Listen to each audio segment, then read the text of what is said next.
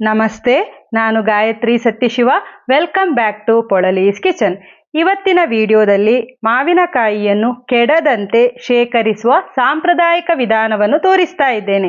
ಯಾವುದೇ ಪ್ರಿಸರ್ವೇಟಿವ್ ಇಲ್ಲದೆ ಶೇಖರಿಸಿಟ್ಟಿರುವ ಈ ಮಾವಿನಕಾಯಿಗಳಿಂದ ಸಾಕಷ್ಟು ಅಡುಗೆಗಳನ್ನು ಮಾವಿನಕಾಯಿ ಸೀಸನ್ ಮುಗಿದ ನಂತರವೂ ಮಾಡ್ಬೋದು.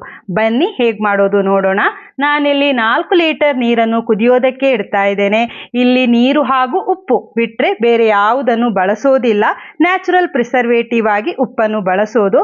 350 ಗ್ರಾಮ್ಸ್ನಷ್ಟು ಕಲ್ಲುಪ್ಪನ್ನು ನೀರಿಗೆ ಹಾಕಿ ಒಂದ್ಸಲ ಮಿಕ್ಸ್ ಮಾಡಿ ನಿಧಾನ ಉರಿಯಲ್ಲಿ 15 ನಿಮಿಷಗಳ ಕಾಲ ಕುದಿಸಬೇಕು. ನಂತರ ಉಪ್ಪು ನೀರನ್ನು ಪೂರ್ತಿಯಾಗಿ ತಣಿಯೋದಕ್ಕೆ ಬಿಡಬೇಕು.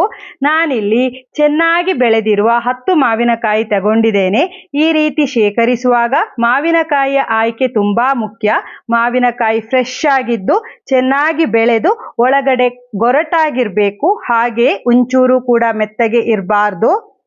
ಇವಿಷ್ಟನ್ನು ಗಮನದಲ್ಲಿಟ್ಟು ಮಾವಿನಕಾಯಿಯನ್ನು ಆರಿಸ್ಕೊಳ್ಬೇಕು. ಚೆನ್ನಾಗಿ ತೊಳೆದು ನೀರಪಸೆ ಪೂರ್ತಿಯಾಗಿ ಒರೆಸಿದ ನಂತರ ಇದನ್ನು ಸ್ಟೀಮ್ ಮಾಡಬೇಕು. ಹಾಗಾಗಿ ಇಡ್ಲಿ ಪಾತ್ರೆಗೆ ನೀರು ಹಾಕ್ಕೊಂಡು ಮೇಲೆ ತಟ್ಟೆ ಇಟ್ಟು ಮಾವಿನಕಾಯಿಗಳನ್ನು ಹಾಕ್ತಾ ಇದ್ದೇನೆ. ಇನ್ನು ಮುಚ್ಚಳ ಮುಚ್ಚಿ ಸ್ಟೀಮ್ ಮಾಡೋಣ. ತುಂಬಾ ಹೊತ್ತು ಸ್ಟೀಮ್ ಮಾಡಬಾರ್ದು. ಜಸ್ಟ್ ಮಾವಿನಕಾಯಿಯ ಸಿಪ್ಪೆ ನೋಡಿ ಈ ರೀತಿಯಲ್ಲಿ ಬಣ್ಣ ಬದಲಾದ್ರೆ ಸಾಕು. ಬೇಯಿಸಬಾರ್ದು. ಮಾವಿನಕಾಯಿಗಳು ಗಟ್ಟಿಯಾಗಿಯೇ ಇರಬೇಕು.